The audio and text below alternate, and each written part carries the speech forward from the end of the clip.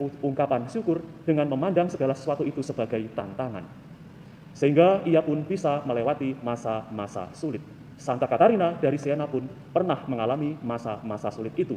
Ketika dia menjadi seorang anak, bagaimana ketika dia sudah menerima penampakan dari Tuhan, dan dia seringkali mengucilkan diri untuk berdoa, ibunya khususnya itu merasa terusik.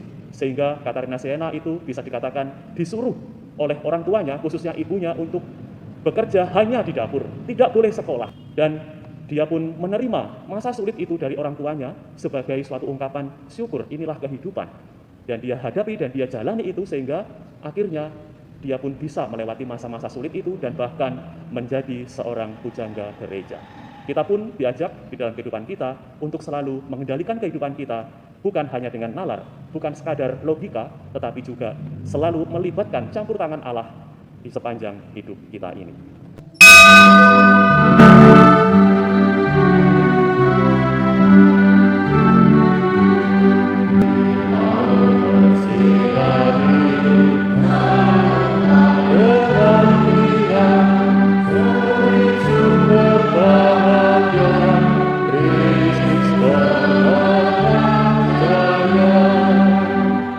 Dalam nama Bapa dan Putra dan Roh Kudus, Tuhan bersamamu. Saudara-saudariku terkasih, pagi hari ini kita memperingati peringatan wajib Santa Katarina dari Siena, seorang perawan dan pujangga gereja yang lahir di Siena, Italia pada tahun 1347. Di usia 6 tahun, ia mendapatkan suatu peristiwa ajaib di mana ada tanda surgawi. Ia melihat ada Kristus yang berdiri di atas gereja Santo Dominikus memberkati dirinya.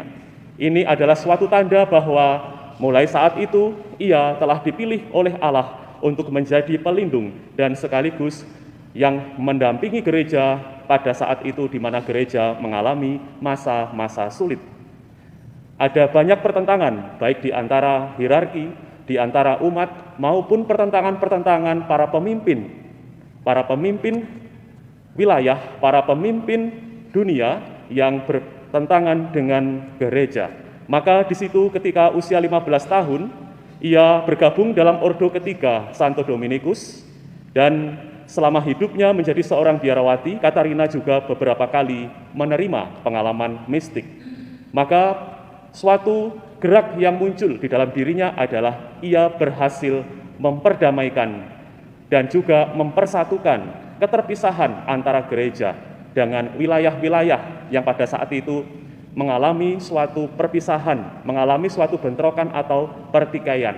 Bagaimana hingga akhirnya tahta paus harus berada di Avignon, Paris, Prancis, tetapi berkat juga doa, mati raga, dan juga segala usaha yang dilakukan oleh Katarina dari Siena ini, akhirnya tahta pemerintahan paus dan juga pusat spiritualitas Gereja Katolik berhasil kembali lagi ke Roma.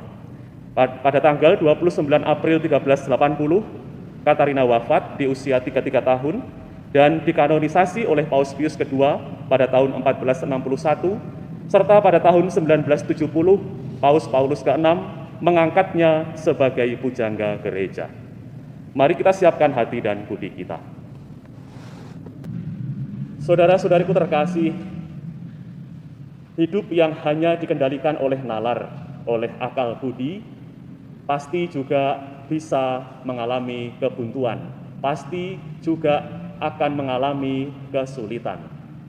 Disinilah yang dirasakan, bahkan yang dialami oleh Filipus, dan juga yang kedua oleh Andreas, saudara Simon Petrus, ketika Yesus meminta tolong kepada dua murid ini, meminta tolong untuk supaya bagaimana bisa memberi makan kepada ribuan orang yang berbondong-bondong mengikuti Yesus, karena mereka sudah melihat banyak mukjizat, penyembuhan, pengusiran setan-setan yang diadakan, yang dilakukan oleh Yesus sendiri. Mereka terobsesi dengan Yesus sehingga banyak akhirnya yang berbondong-bondong mengikuti Dia. Tetapi yang menjadi kesulitan adalah bagaimana mereka bisa memberi makan kepada ribuan orang itu. Yang menarik adalah logika, nalar, sebatas logika atau sebatas nalar tidaklah cukup. 5 roti, 2 ikan, 200 dinar, mana cukup untuk mencukupi dan bahkan untuk memberi makan sebanyak itu. Tetapi yang menarik, intervensi Allah, campur tangan Allah, dalam hal ini adalah Yesus, rupanya tidak hanya memberi kecukupan, tetapi sangat memberi kelimpahan kepada mereka yang mengikuti Yesus. Kita juga bagaimana mendengar Gamaliel, seorang Farisi ahli Taurat, yang mengatakan kepada sidang di Yerusalem bahwa ketika mereka menyidang baik Petrus, baik Yohanes, beberapa rasul yang mengadakan pengajaran-pengajaran di sekitar wilayah Yerusalem, baik di bait Allah maupun di rumah-rumah umat, banyak orang menjadi percaya dan mereka itu mengalami suatu krisis. Orang-orang di sana mengalami suatu krisis, jangan-jangan nanti banyak orang percaya kepada Yesus yang telah mereka bunuh, dan agama Yahudi itu menjadi agama, bisa dikatakan agama yang kedua, tidak dipercaya lagi. Tetapi perkataan Gamaliel yang menarik adalah sesuatu yang berasal dari manusia, pasti ujung-ujungnya akan hancur, akan lenyap. Bagaimana digambarkan dengan kisah Teudas, seorang pemberontak. Bagaimana juga digambarkan dengan kisah Yudas, orang Galilea, orang Yerusalem, yang juga memiliki ratusan bahkan ribuan pengikut, tetapi juga akhirnya hancur berantakan. Tetapi dia mengatakan kalau sesuatu itu berasal dari Allah, pasti tidak akan lenyap, tetapi pasti sifatnya kekal. Dan di sini akhirnya para murid dibebaskan. Saudara-saudariku terkasih, yang menarik di sini yang bisa kita renungkan adalah kita juga melihat meneropong kehidupan kita, apakah kehidupan kita itu hanya sekadar dikendalikan oleh nalar belaka? Apakah kehidupan kita hanya dikendalikan oleh unsur naluriah belaka, tanpa melibatkan unsur ilahi, tanpa melibatkan Allah di sepanjang kehidupan kita? Maka bagaimana ketika kita mengalami masa-masa sulit, tentu saja yang terjadi adalah kita akan mengalami keluhan. Bisa jadi yang tidak kuat mengalami kesulitan, itu akan mengalami keputusasaan. Dan ujung-ujungnya pasti juga akan menganggap kehidupan ini serba suram, tidak ada harapan. Tetapi orang-orang yang optimis, melihat kehidupan ini secara positif, positivity life, melihat kehidupan ini secara positif, pasti segala kesulitan, segala apapun yang dihadapi itu, kesukaran, itu tidak dianggapnya sebagai ancaman, tetapi sebagai suatu tantangan yang membuat dia harus terus berjuang dengan mensyukuri kehidupan, dengan membawa segala apa yang dimilikinya, apa potensi yang ada dalam dirinya untuk bisa dia melewati masa-masa sulit itu dengan ungkapan syukur, dengan memandang segala sesuatu itu sebagai tantangan. Sehingga ia pun bisa melewati masa-masa sulit. Santa Katarina dari Siena pun pernah mengalami masa-masa sulit itu. Ketika dia menjadi seorang anak, bagaimana ketika dia sudah menerima penampakan dari Tuhan, dan dia seringkali mengucilkan diri untuk berdoa, ibunya khususnya itu merasa terusik. Sehingga Katarina Siena itu bisa dikatakan disuruh oleh orang tuanya, khususnya ibunya, untuk bekerja hanya di dapur, tidak boleh sekolah. Dan dia pun menerima masa sulit itu dari orang tuanya sebagai suatu ungkapan syukur, inilah kehidupan. Dan dia hadapi dan dia jalani itu sehingga akhirnya dia pun bisa melewati masa-masa sulit itu dan bahkan menjadi seorang pujangga gereja.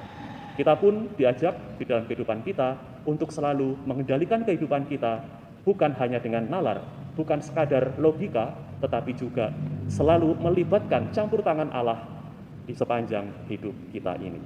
Kemuliaan kepada Bapa dan Putra dan Roh Kudus. Marilah mewartakan misteri iman kita. Setiap kami makan roti ini dan minum dari piala ini, Bapa Tuhan, kami wartakan hingga Engkau datang. jika kita berjalan dalam terang sebagaimana Allah berada dalam terang, kita bersekutu satu dengan yang lain, dan darah Yesus Kristus Putranya menyucikan kita dari segala dosa. Haleluya. Tuhan bersamamu. Semoga Allah Bapa yang Maha Kuasa memberkati saudara-saudari sekalian, Bapa, Putra, dan Roh Kudus. Saudara-saudari, pergilah, misa sudah selesai. Haleluya, haleluya.